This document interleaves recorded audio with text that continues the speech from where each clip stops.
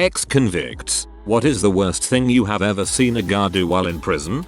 I spent a weekend in a city jail processing facility, not a full-blown jail prison, due to a DUI. Yes, I was a freaking idiot. I got 3 interesting stories out of it. 1. There was a guy in solitary across the room banging on the door. Obviously it's steel, but it still seemed like he might somehow break it. He was screaming, "They sold my B crack" over and over. I saw 4 guards line up with riot gear and batons and go in.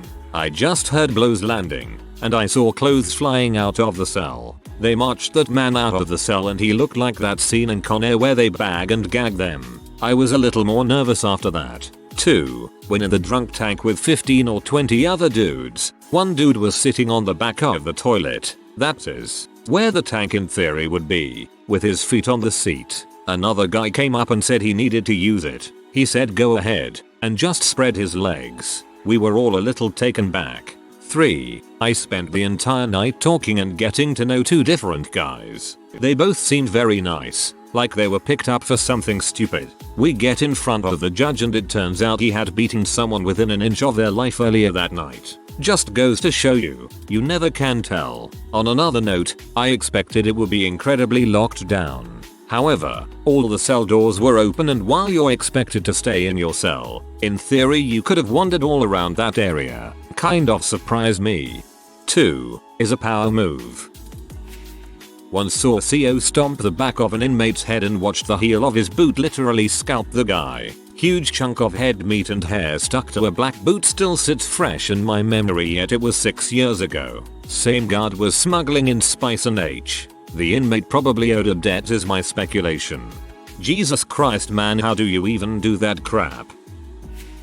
My post is kind of late, but I got out of prison in upstate New York in October. I saw crazy crap. Prison is a wild place. One time there was a fight in my pod. After fights they have everybody stripped down to their drawers and their cubes so the COs can walk around and do body checks to see who was in the fight. Well, the people in the fight wore gloves so their hands were fine. One guy's hands were shaking.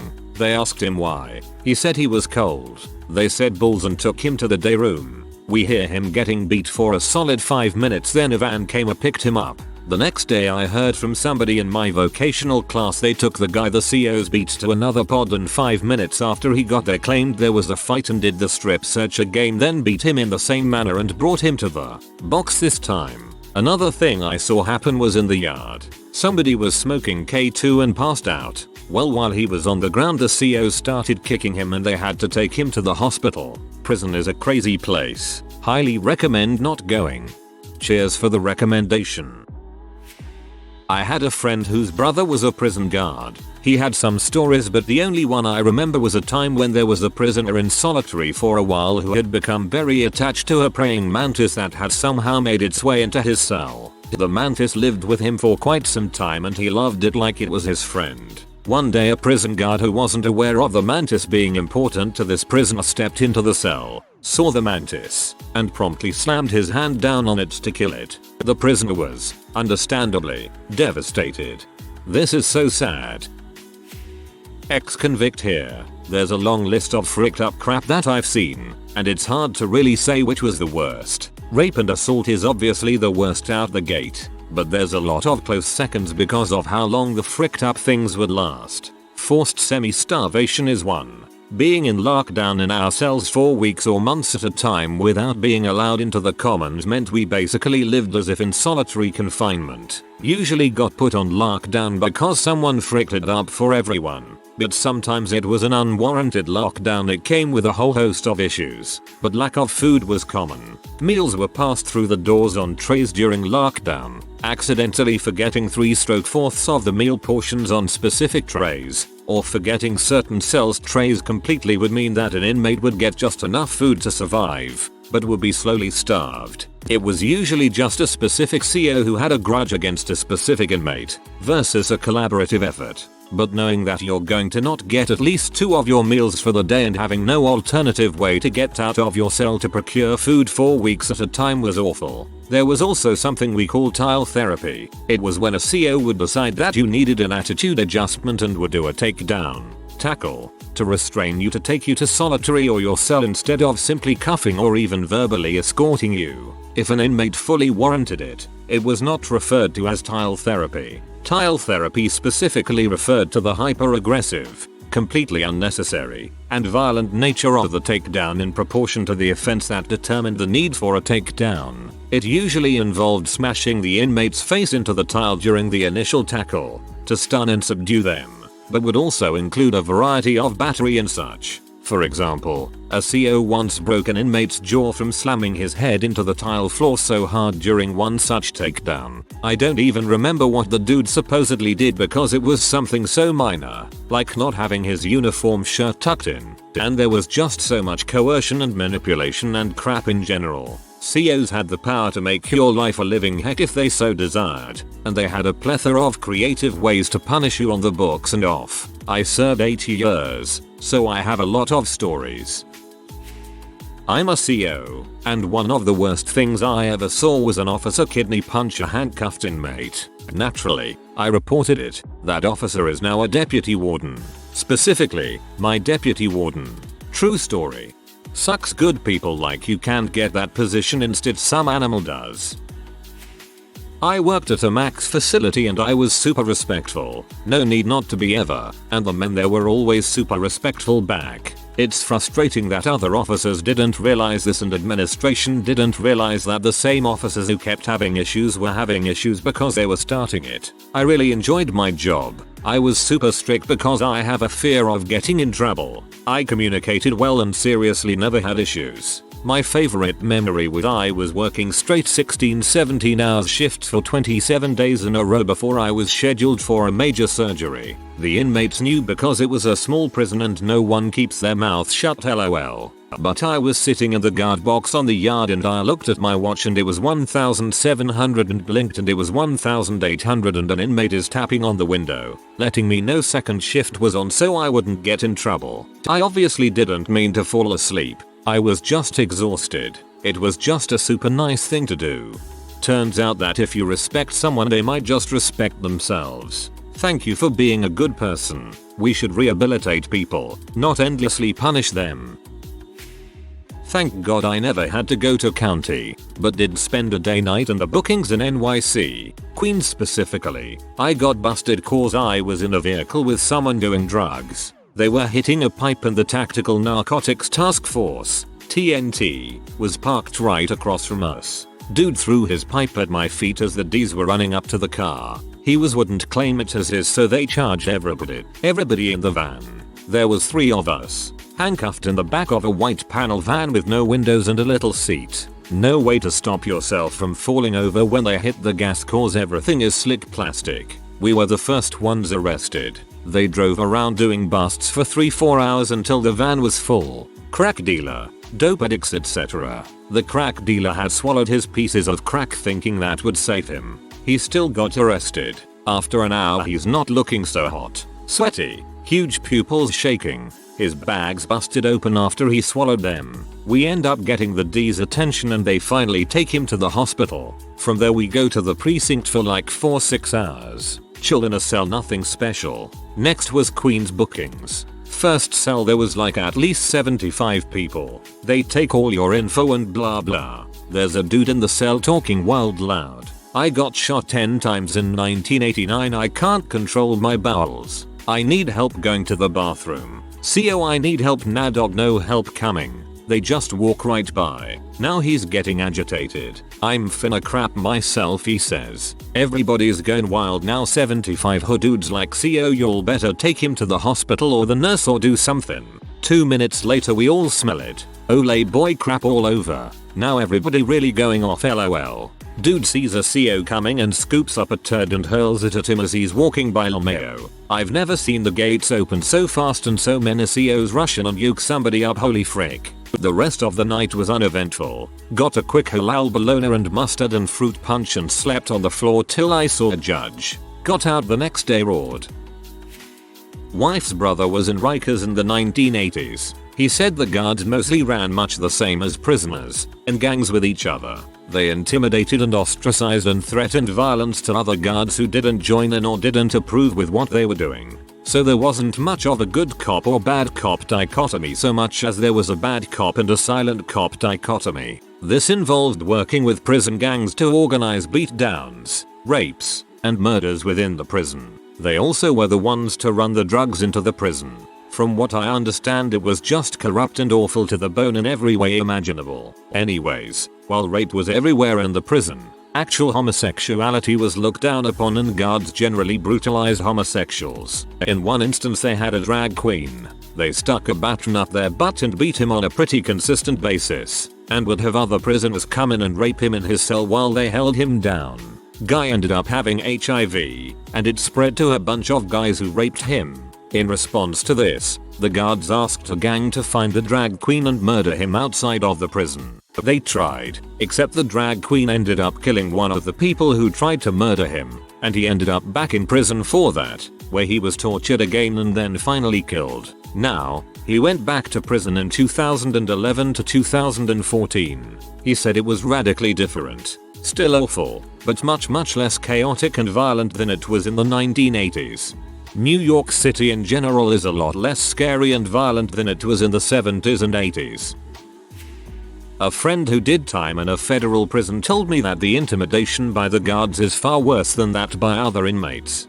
For the feds, I would say so, because people in fed prison are not always hardened criminals. You'll have a prison of hard asses, then a prison for white collar crime, then a prison for pedophiles non-violent. Supermax is bad. You have to be a tough bastard to work or live that. The other two aren't crap. It'd be easy to intimidate someone for those.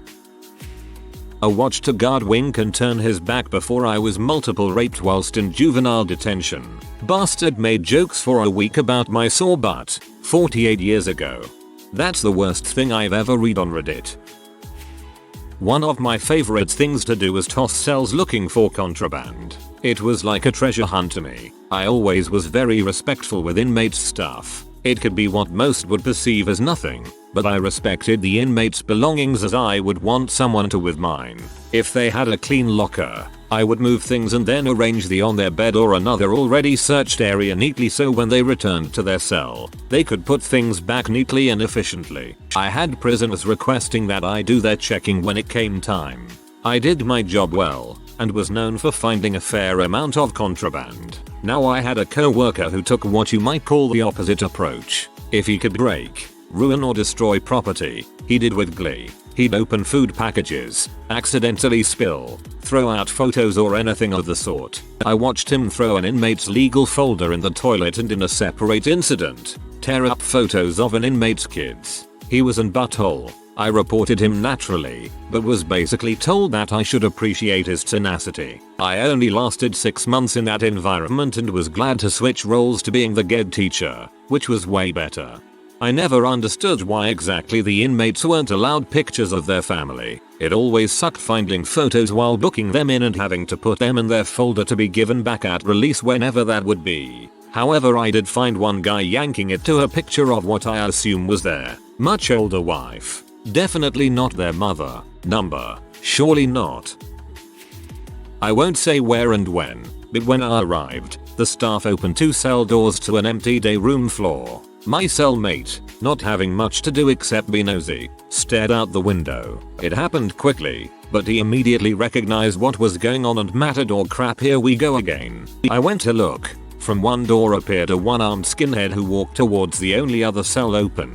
A kid, alone in his new cell, poked his head out to see why they cracked his door. He saw the skinhead and froze up. The skinhead pushed him inside and fricked him up. I later found out it was stage fighting by the guards. Well, that seems perfectly logical and not corrupt whatsoever. Our COs were pretty human. We had a little guy, probably 5'3", who was pretty arrogant, but we all figured that it was probably because he was afraid. Note, minimum security state prison in the late 70s. I'd generalize, this is pretty much the majority's opinion. Watch while my friend Gus had a heart attack and refused to call 911 4 hours after he was dead on the floor of the dorm. Only did so after a bunch of us got together and ordered her to. He was long dead by that time and could not be revived, and had been in prison since the year I was born, 1988. for a murder back when he was married, killed the dude his wife was cheating on him with, who was also his boss at the time. I was in prison for 2 years, found guilty of mugging. I didn't do it, it was my sister, and had a cell to myself. I'm a 24-year-old woman and at the time was 16. The guard by my cell would always try and flirt with me and would come into my cell and touch me. Fast forward about 8 months, maybe 12 AM. Everyone else was asleep and to my dismay, so was the night guard. That officer opened my cell and quietly crept up on me in my sleep. He grabbed my shirt and tried to rip it off, and when I punched him he grabbed my pants. I screamed, which woke up the night guard. I don't know much of what happened after that. All I know is the dude was fired, sent to prison, and I was put with a female night guard. Moral of the story: prison guards can do pretty bad things. Geez, I'm so sorry. When I was on holiday, my mate got ill. He was in the pad opposite me and was bright yellow. Late one night he gets on the cell bell and the screw says, "Yeah, what's up?"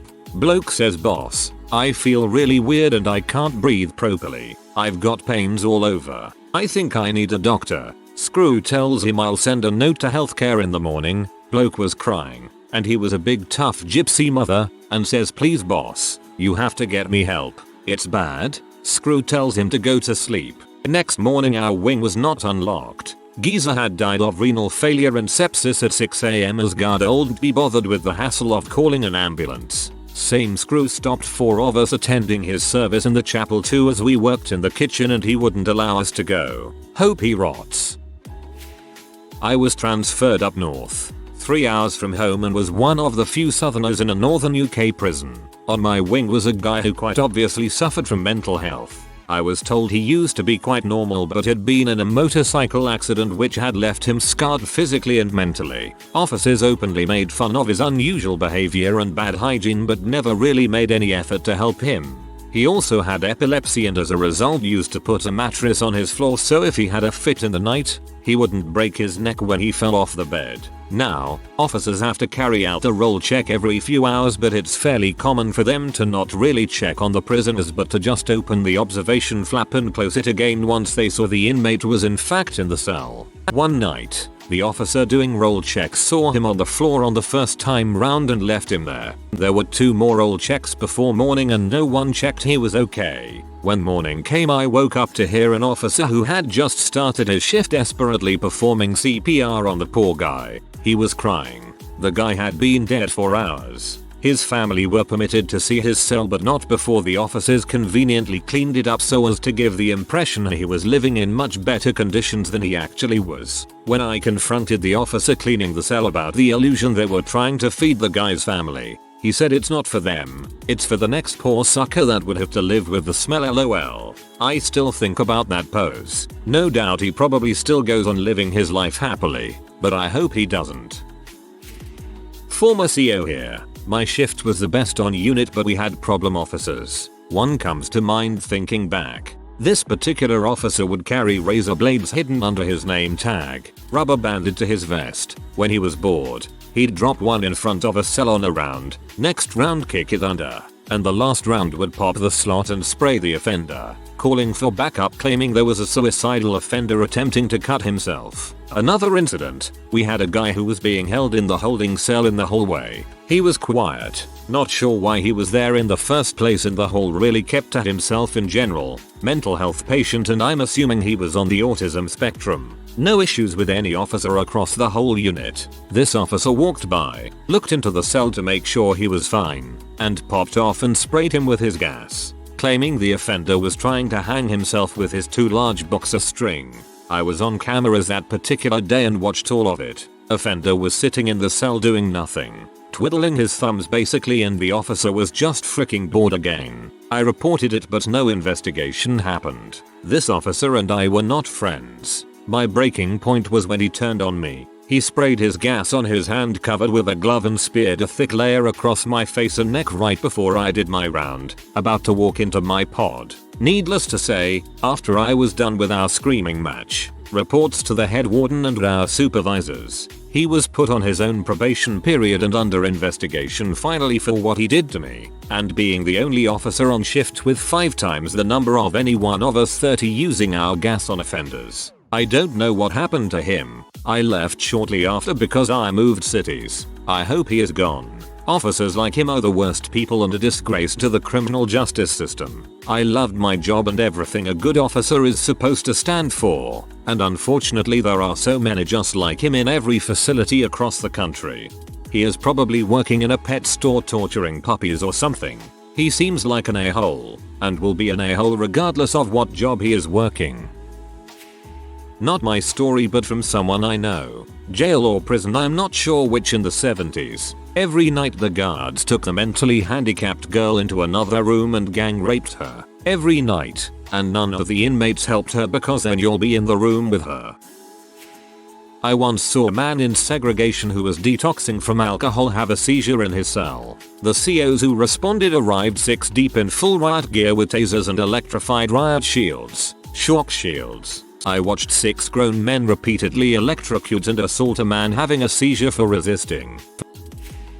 Don't know if it's the worst thing, but the guards blackmailed my family in the visiting days so they could see me. The price? An overpriced 3L Coke, $80 approx, sold by the store inside the prison, run by the cartel. So yeah, it was cold tough.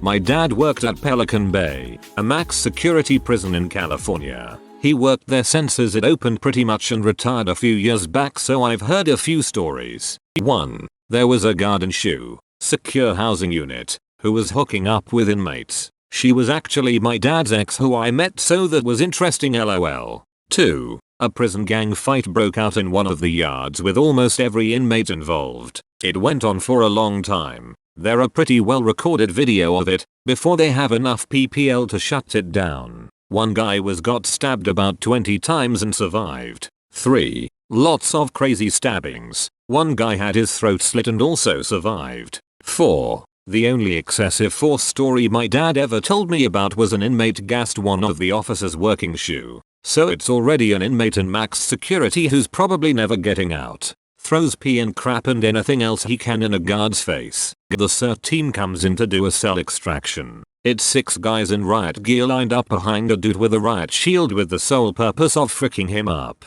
After they beat him into submission and drag him out of the cell, they proceed to smash his body into every wall imaginable on the way out. My dad wasn't SIRT team. He worked the control tower, so he didn't say what happened after, but I'm sure it wasn't pleasant. 5. Probably about 10 years ago now, California banned smoking in all prisons, so a bunch of guards were busted smuggling in cigarettes. And more recently, before he retired, guards were busted smuggling in cell phones. My uncle and one of my cousins were in Pelican Bay, separate times. They did not have anything remotely positive to say about the experience. But they're also both huge pieces of crap, and the cousin died last year during a police chase. I worked as a CO for about 6 months. The worst thing that I saw was an orca fat CO steal a couple Little Debbie oatmeal pies and some Snickers from an inmate's cell during a cell search and eat it as he searched. This disturbed me for 2 reasons. First, inmates have little in the way of property and little snacks can mean a lot to them. Second, this guy was so frickin' fat that he struggled to get into the cell. When I worked at a state prison, there were COs who got caught having sex with inmates. When you're frisky, you gotta do what you gotta do, but you can't do any better than an inmate at your place of employment. Blood rushed to the wrong head there. A prison in Ill had a guard getting caught giving the inmates BJs for cigarettes, not giving them cigs to blow him. He was giving them cigs so they would let him blow them.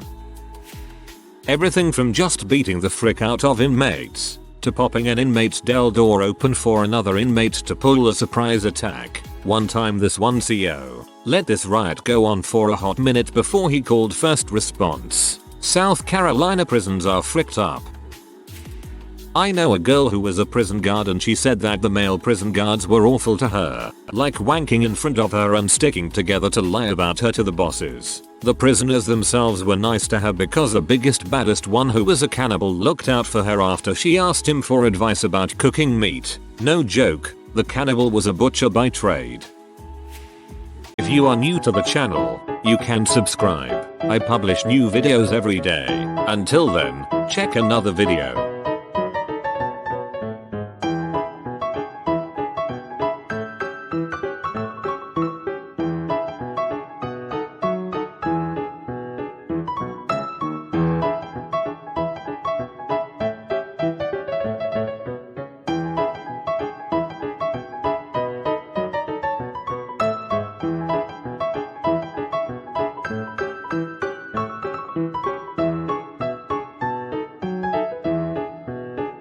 Bye for now.